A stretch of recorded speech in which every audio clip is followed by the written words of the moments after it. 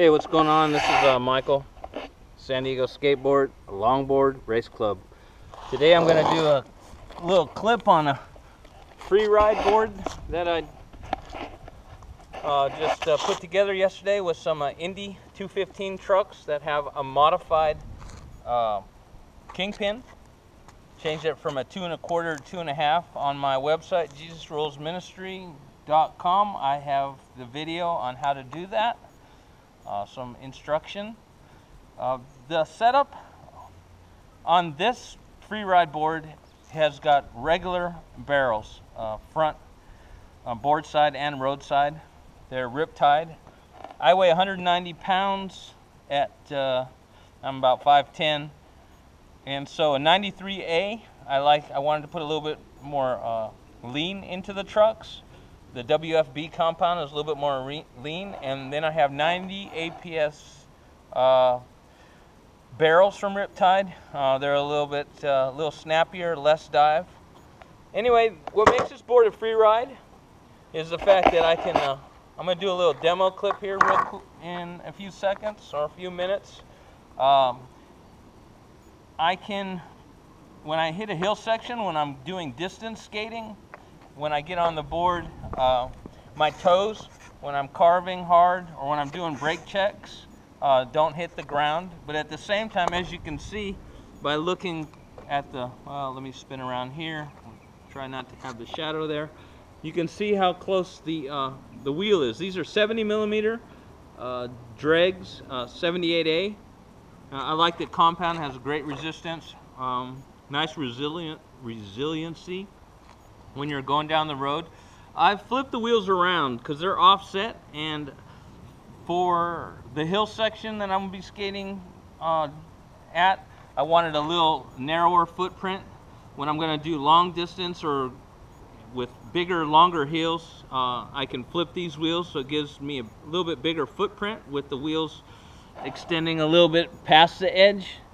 One of the important factors I wanted to share in this video was the fact that I had to cut the kingpins with an angle cutoff saw. They're relatively not that expensive a tool. You can get them at Harbor Freight, and you put these fiber blades on them to cut metal, and you protect the axle, and then you can cut the extended kingpin that goes beyond. If I go real close, I don't know how that's going to look. There's a wider view coming up right here. And the reason that is because I said this is a Freeride. Say that you know, I'm going down traffic and there are some cars coming, and I just want to step out of the way and hit a driveway. With cutting the kingpin, it's no problem to come up to a curb edge like that. On my racing distance boards, I don't cut the kingpin. I actually run a tall barrel on the front. I found that for a certain level of performance, the way I set up one of my race boards, that I wanted to have a tall barrel, and I can do that with the 2 1/2 inch kingpin on these Indy 215s. All right, I'm gonna try to keep this video short, but before I go on, this is a drop-thru, obviously. There's no wheel bite. If you're going to modify a board into a drop-thru, you still want to make sure that you have clearance. As I always check to where I tap out the board, toe side, tap it out, heel side, so that there's plenty of clearance here. I call this the wheel well. I'm going to make a video. I use a belt sander for this to make that even.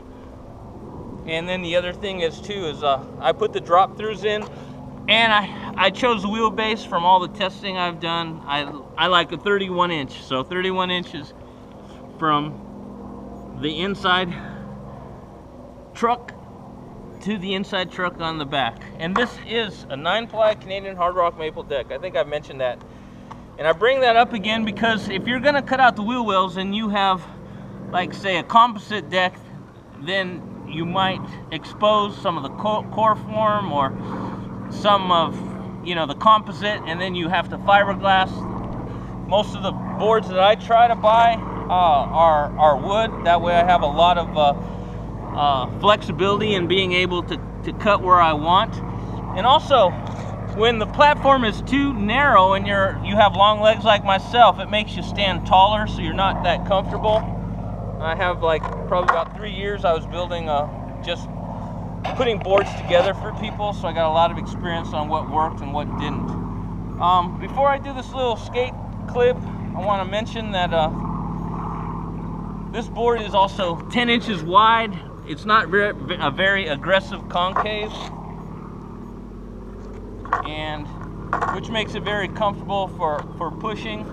I'm going to try to put together a little clip right now of a demo.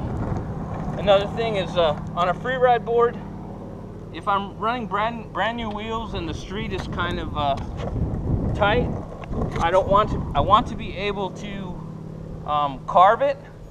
So that's you know, I'm probably re-emphasizing why I flipped the offset wheels so that it would turn a little bit sharper. But these are traditional Kingpins, TKP.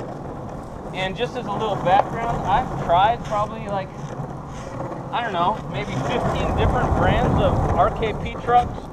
And when I was, the pivot cups, if you hear a little squeak, I haven't put some riptide pivot cups. I did that on my other board.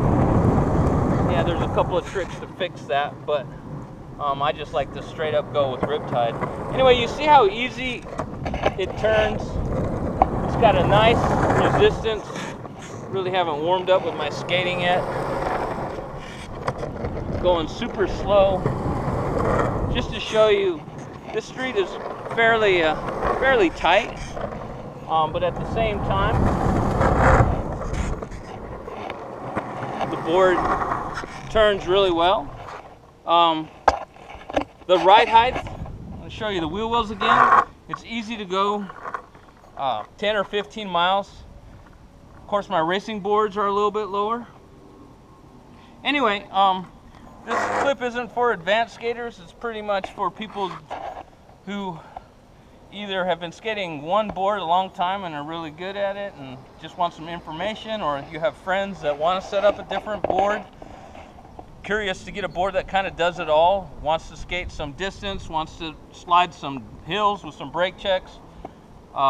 This is fairly stable at 30 miles an hour. I have other boards I recommend if you're just a beginner. I'll make some other clips about that.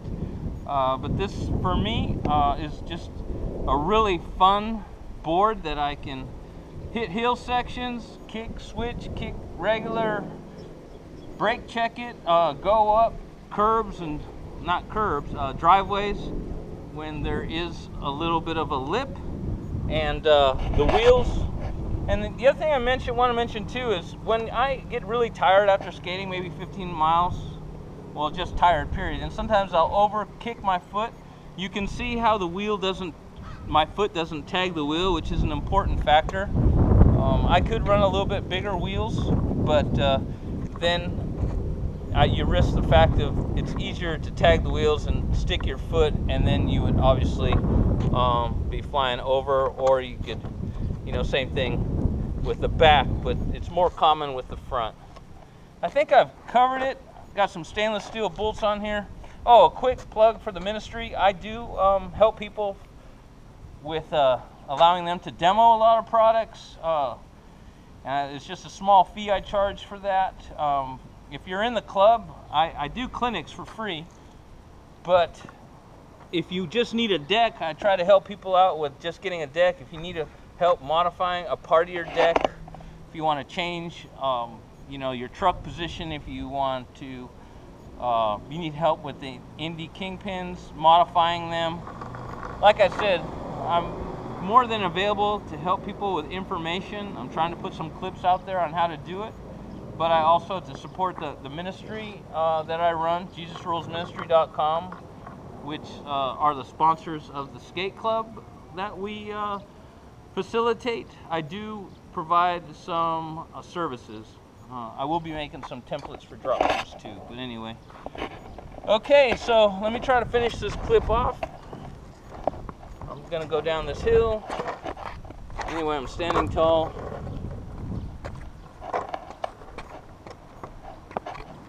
Yeah, just a really nice board. Trying a different angle with the stick. Modified a ski pole. Looking for cars and rocks and talking at the same time. Anyway, skating like a squirrel, but living like a rock star. Okay, so that's it. I'm afraid to find out how long I've been talking, but I did my best. Hope you can glean some information from this. God bless you, and thanks for checking in.